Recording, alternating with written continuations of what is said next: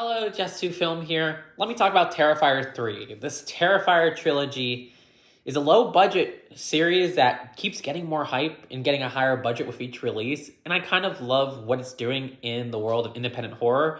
Like, this outgrossed this weekend's gross for this film over, like, Joker 2, and that's so impressive to me, and I'm glad independent filmmakers are succeeding over these tired studio films. And unlike a lot of these tired studio horror films, this doesn't feel like it's holding back. There's so much awesome gore in here, so if you are a fan of impressive practical effects, I love the practical effects in these films, especially in this one. And the last one was great as well. So great job to the people doing the practical effects of this film, and for them not holding back on sanitizing the gore, which is one of the most fun parts about this film. Also, Art the Clown is a super fun character. Love the performance from the actor who portrays him, who's so expressive. It's like meeting a very expressive mascot suit or even fursuiter, and it's just like they put so much energy into this character, and it makes these scenes of him killing his victims oddly funny and fun, but in a way that fits its tone, so I like that. However, the problems of these movies continue with one of the most boring plots for a main character who isn't Art the Clown, which gets perhaps the most focus in this film. Like, we're mostly focusing on this character where you get the Art the Clown scenes in between. This was the same problem with Terrifier 2. Thankfully, I think with Terrifier 2, it was to a much larger extent. In this film, I actually think the pacing isn't as bad as Terrifier 2. I'd say Terrifier 3 is my favorite in the trilogy because of this. This character, Sienna, I believe is how you say her name, is so boring, very uninteresting. Her performance is fine. I think it's better in this film than the last film. The characters surrounding her have pretty dang bad performances, though. And it's just like, can we make the plotting of this film so much less revolved around this woman and have it more focused on Art the Clown? They tried to explore trauma with this character, which is a very tired theme to explore in these horror films. And the scenes exploring trauma just feel uninteresting and don't feel like they're adding anything new to that topic. And those scenes come off very repetitive. Now, one thing that I was kind of sad about in this movie, too, with Art the Clown, is that they didn't get his little clown girl companion, who I think actually did a pretty good job in the last film.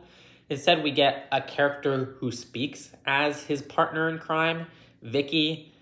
And while the Vicky character had a cool design, I don't know, I found her kind of annoying. It felt like she was a plot device because they couldn't have Art the Clown speak, because he doesn't speak. So they're like, okay, we need a character intimidating in this specific intense scene. And it's like, the dialogue here is just very poorly written. So it just comes off super cheesy in an unintentional way. And yes, some scenes with this main character take themselves way too seriously, which clashes with the fun tone of the Art the Clown character that is like the best part of the film. I do think the score of these films is kind of fun, at least for these last two, because I barely remember the first film, and I thought the first film was awful. But again, I'm glad it's succeeding. And I thought this was shot the best out of the three films. Nothing to write home about, but it's shot on film, and I thought they had some good longer takes and things like that, where it didn't feel extremely cheap like that first Terrifier film. But again, that came from a much smaller budget. So I'm really happy to see the success and progression of Damien Leone, who's the person behind this, as well as a lot of other people on the team. The practical effects in this film are amazing and make for some excellent gore scenes. Unfortunately, the gore scenes aren't the whole movie, like I've said. So if all things considered, while I do think this is the best of the Terrifier trilogy, I had a lot of fun with it in certain parts. I will still give this a 4 out of 10, and it's hard to call it a good movie. There's just a lot wrong with the acting and then with the plotting.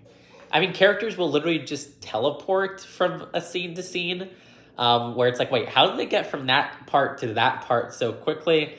And the film even feels like it's poorly edited in that regard. When I compare it to something like We Live in Time, which I was bored out of my mind with at a 4 out of 10, I feel like I like this film better. But We Live in Time is a better made film in its writing and its characters, but even that isn't a strong suit. So yeah, I think I'd prefer Terrifier 3 than We Live in Time. But that's my 2 cents. Let me know what you think of Terrifier 3 if you've seen it. Subscribe here for more film reviews and check out some of the ones I've released with films that haven't gotten wide releases yet. And I'll see you later. Peace out. Bye.